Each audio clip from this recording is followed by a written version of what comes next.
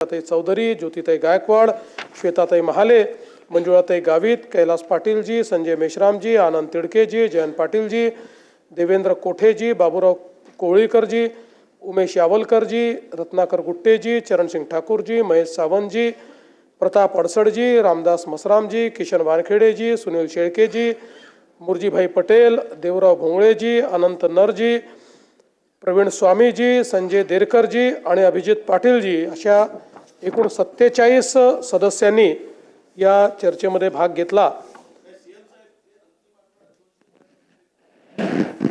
तसं मी 293तल्या मॅक्झिमम गोष्टीची उत्तरं याच्यात येतातच आहे। काही सुटली तर फक्त मला असं वाटतं पाहू आपण। अच्छा, ती नावं त्यात टाकून घेऊ, काय अडचण नाही। हो, ती करून घेऊ।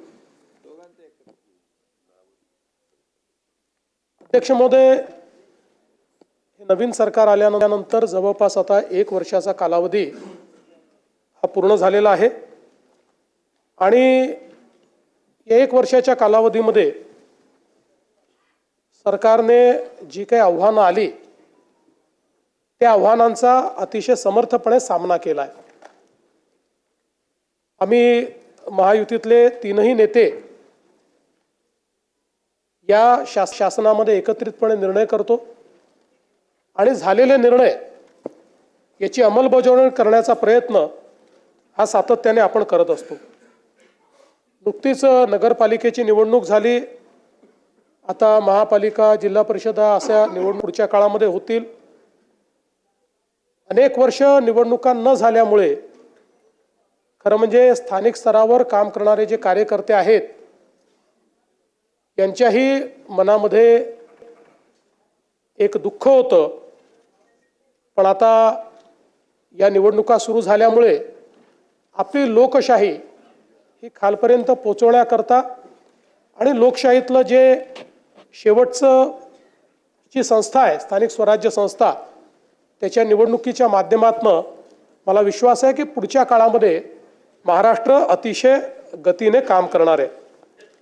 खरं म्हणजे मध्यंतरी महाराष्ट्राला खूप गोष्टी भोगाव्या लागल्या, कोविडचा काळ आला, अनेक अडचणी आल्या, अनेक स्थगिती आल्या, पण या सगळ्या गोष्टी विसरून जायच्या। कारण आता आपण ठरवलंय महाराष्ट्र आता थांबणार नाहीये, महाराष्ट्र आपल्याला पुढेच न्यायचा आहे।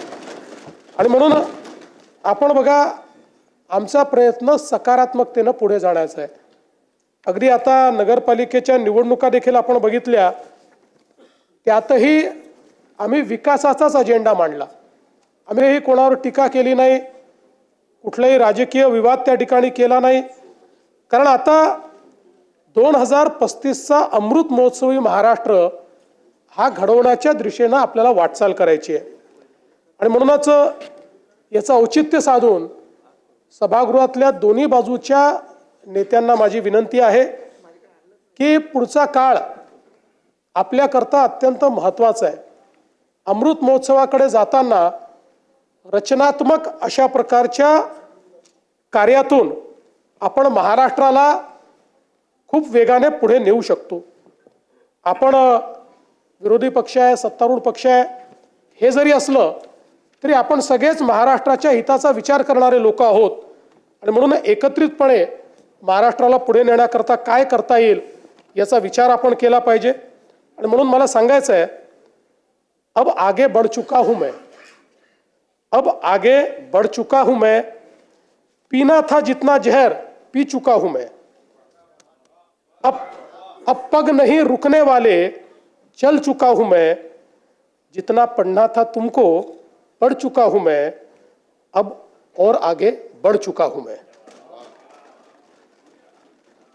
आणि म्हणून माझी विनंती आहे,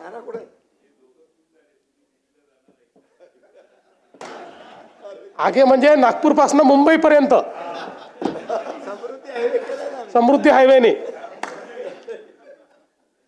आणि म्हणून मला असं वाटतं की हा महाराष्ट्र अतिशय शक्तिशाली अशा प्रकारचं राज्य आहे।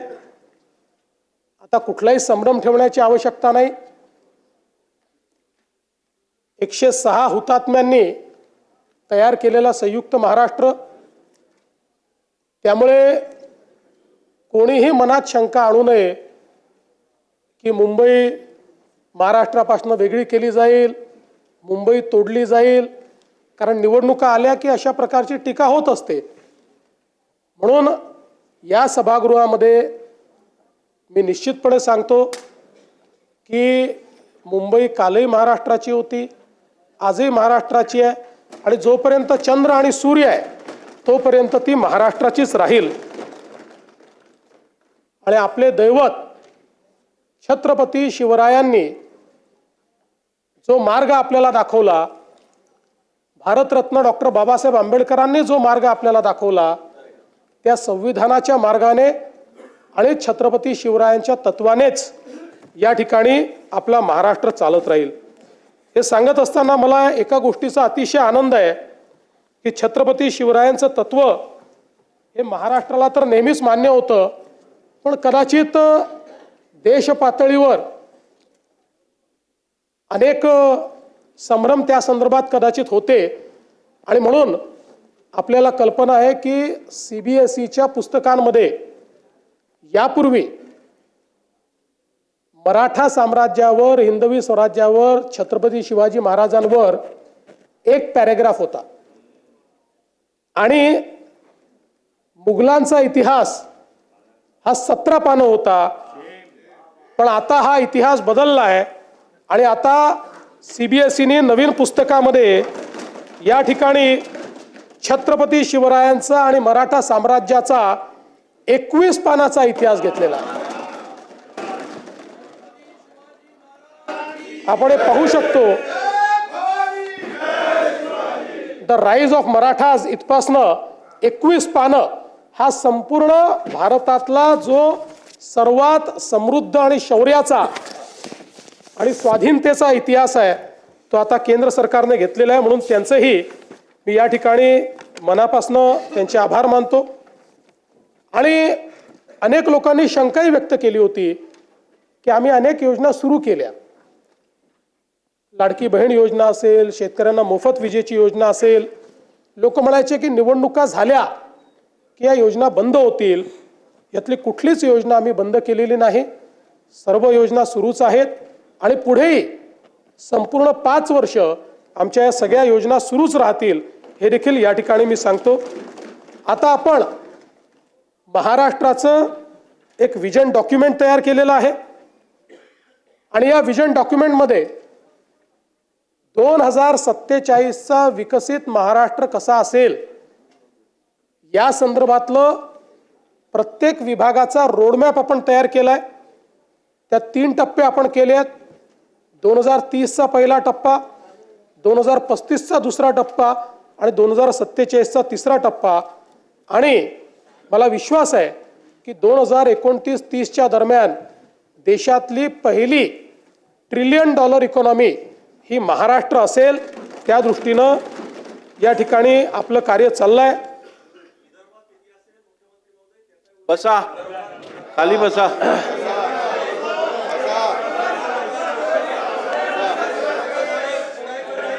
असं आहे, 1 मिनिट, खाली बसा, खाली बसा. हो, असं नाही चालत. सभागृहात असं काम नाही होत. अरे थांबा ना, मी आहे ना, थांबा जरा. अहो खाली बसा, असं काय करताय तुम्ही? तुम्ही पहिल्यांदा निवडून आलेला आहात, त्यामुळे तुम्हाला या सभागृहाची शिस्तही माहिती नाही, या सभागृहाचा डिकोरमही माहिती नाही. त्यामुळे या सभागृहामध्ये ज्यावेळी खाली बसा, या सभागृहात ज्यावेळी मुख्यमंत्री किंवा सभागृहाचे नेते बोलतात तेव्हा एक शिस्त असते. आणि मी जर कंपॅरेटिव्ह सांगायला लागलो ना, मागच्या काळात विदर्भाला काय मिळालं, आता काय मिळालं, तोंड दाखवायला जागा राहणार नाही. त्यामुळे प्रत्येक गोष्टीत राजकारण करायचं नाही, लक्षात ठेवा. अध्यक्ष महोदय, आपण जर बघितलं तर सरकारच्या आर्थिक स्थितीच्या संदर्भात देखील अनेक प्रश्न निर्माण करण्यात आले. खरं म्हणजे मी असं म्हणणार नाही की बाबा आपल्या तिजोरीत खूप पैसे आहेत, पण मी एवढं निश्चितपणे सांगू शकतो की देशाच्या मोठ्या राज्यांच्या अर्थव्यवस्थेचा विचार केला तर आजही सर्व निकषांवर पात्र होणारी अर्थव्यवस्था ही महाराष्ट्राची अर्थव्यवस्था आहे. आणि आपण जर बघितलं तर राज्याच्या विकासाकरता कर्ज उभारावंच लागतं.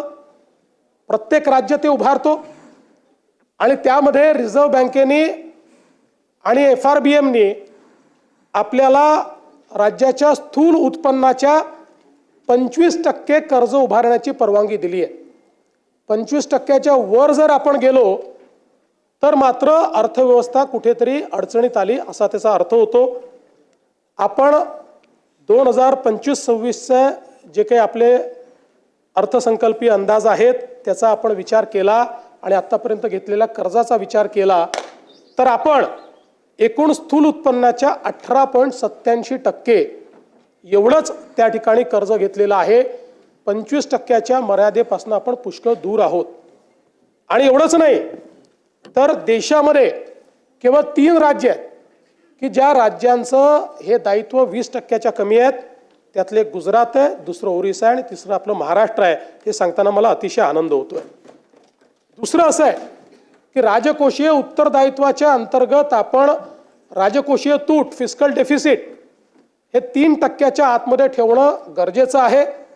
आपण लाडकी बहीण योजना आणि शेतकऱ्यांचे त्या ठिकाणी पैसे देऊन देखील आपलं फिस्कल डेफिसिट 3%च्या आतच आपण ठेवलेलं आहे.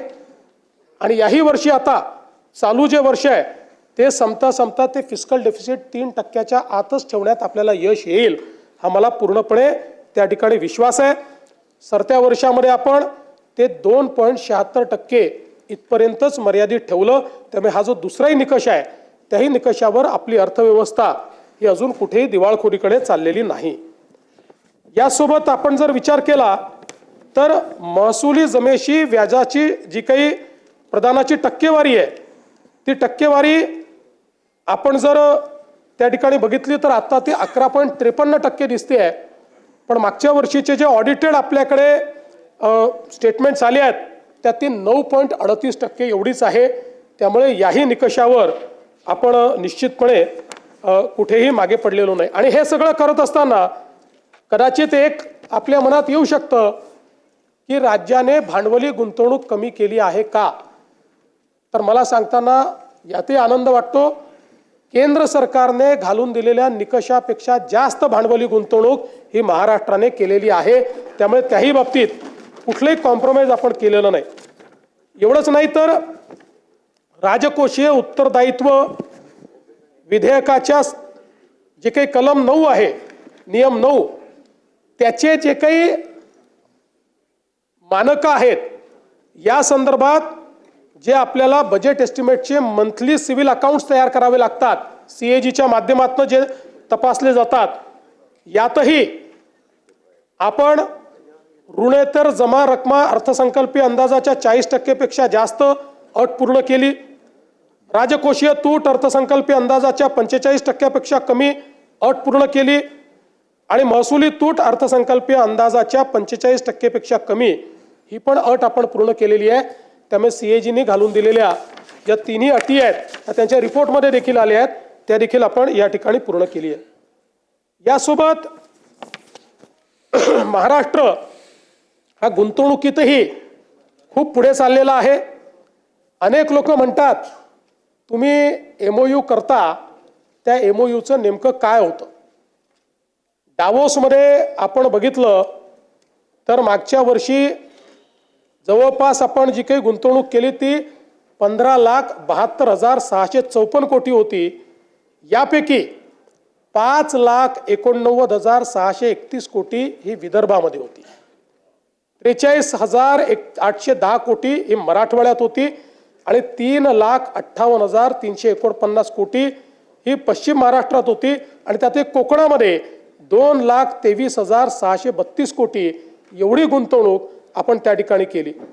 आणि आपण जर 2022 ते 2025 या 4 वर्षाचा विचार केला या 3 वर्षाचा विचार केला तर म्हणजे शिंदे साहेब जेव्हा मुख्यमंत्री झाले तेव्हापासून तर आतापर्यंतचा आपण विचार केला तर डावोसची गुंतवणूक 17,57,801 कोटी रुपयाची आहे. आणि यामध्ये जे सामंजस्य करार झाले त्यातल्या सामंजस्य करारापैकी त्याची एकत्रित जी काही अंमलबजावणी झालेली आहे त्याचं प्रमाण 75% आहे. त्यातल्या पहिल्या 2 वर्षाचं आता 90%वर पोहोचलं आहे आणि शेवटच्या वर्षाचंही आता त्या दिशेने चाललेलं आहे. त्यामुळे केवळ MOU नाहीत तर ते MOU अंमलबजावणीत येत आहेत हे देखील या ठिकाणी मला सांगितलं पाहिजे.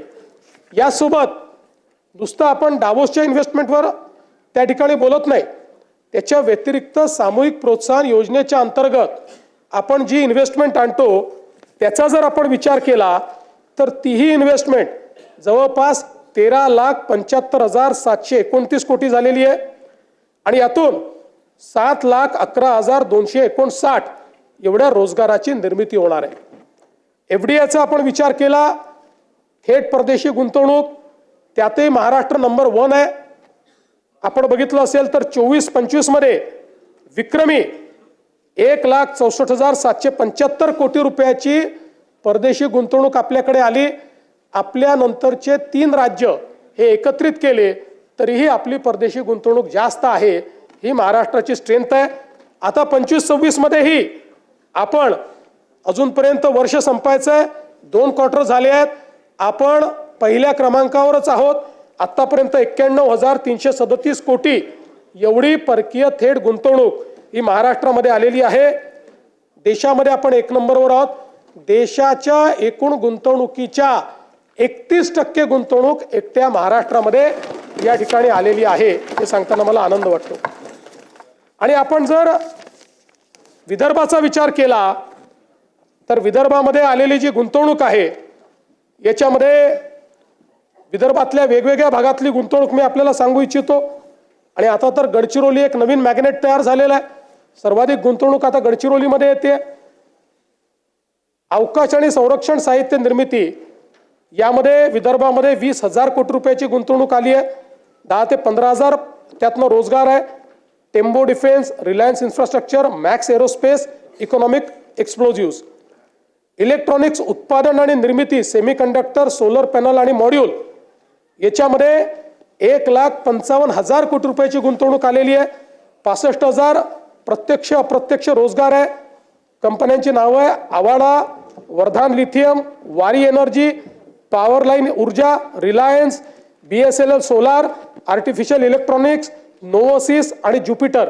आणि मला हे सांगितलं पाहिजे की आता यातल्या काहींचं प्रोडक्शनही सुरू झालेलं आहे आणि या सगळ्या कंपन्यांचं प्रोडक्शन सुरू झाल्यानंतर सोलर मॉड्यूल हा जो काही एक संवर्ग आहे यामध्ये विदर्भ देशात नंबर 1 होणार आहे सोलर मॉड्यूलमध्ये. त्यानंतर इलेक्ट्रिक वाहन निर्मिती याच्यामध्ये गुंतवणूक आली आहे 15,000 कोटी. रोजगार जवळपास 10,000 आहे. टेक्स्टाईलचं जे क्षेत्र आहे या क्षेत्रामध्ये 1,740 कोटी. युसेंग इंडिया प्रायव्हेट लिमिटेड स्टील प्रकल्प जे आहे त्याच्यामध्ये जवळपास 2,10,000 कोटी रुपये, ज्यातनं प्रत्यक्ष अप्रत्यक्ष 1 लाखापेक्षा जास्त रोजगार तयार होईल. आणि याच्यामधली नावं देखील महत्त्वाची आहेत. JSW, ग्रेटा एनर्जी, वॉर्व iron, Rashmi, PS steel, Sufalam metal, Sufalam industry, Kirtisagar metallurgy, Sumedh steel, Lloyd metals, icon Hariom, GR Krishna ferro, Surjagad Ispat, fine craft, गॅलंट इस्पात, राजुरी स्टील या कंपन्या आहेत.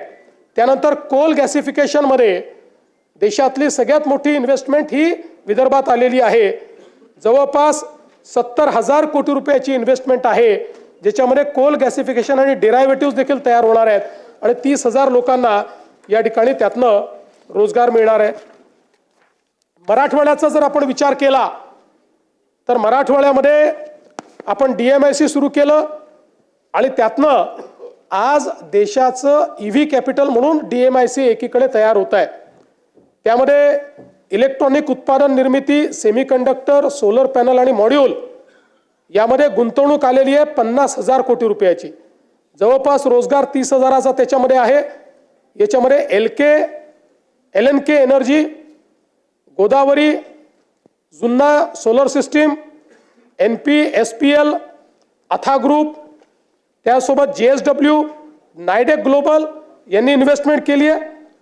आणि विशेषतः इलेक्ट्रिक वाहन निर्मिती यामध्ये आपल्याकडे संभाजीनगरला आणि मराठवाड्यामध्ये जी गुंतवणूक आली आहे ती 50,000 कोटी रुपयाची आलेली आहे. रोजगार जवळपास 40,000 त्यातनं तयार होणार आहे. आणि सगळ्यात महत्त्वाचं याच्यामध्ये टोयोटा असेल, स्कोडा असेल, एथर असेल आणि गोगोरो असेल, या अतिशय जगातल्या सगळ्यात मोठे जे ब्रँड्स आहेत ते आपल्या मराठवाड्यामध्ये आता या ठिकाणी आलेले आहेत. स्टील प्रकल्पामध्ये 5,000 कोटीची गुंतवणूक मराठवाड्यात आली आहे, ज्यामध्ये Bhagyalakshmi rolling mills, meta rolls, Vasudha, Kalika steel, SRJ PTA आणि यासोबत कृषी क्षेत्रातही या ठिकाणी जवळपास 2,500 कोटी रुपयाची गुंतवणूक ही आलेली आहे.